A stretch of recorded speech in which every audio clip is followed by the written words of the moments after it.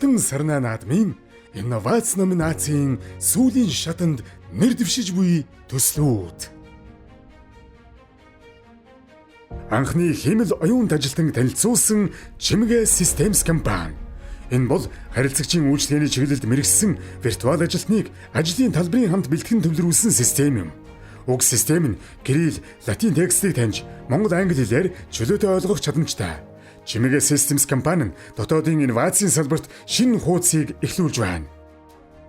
Манай улсын экспортын чухал бүтээгдэхүүнд тооцогддог хоньны ноосыг ашиглан агаар цэвэр шүүлэгчийн шүүлтүүр үйлдвэрлэж байгаа Airy компани.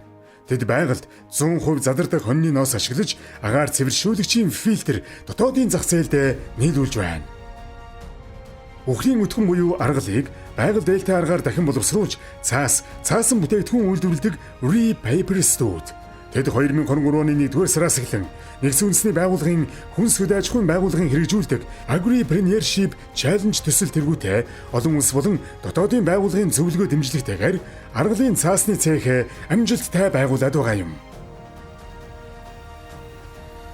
Алтан сарнаа 2024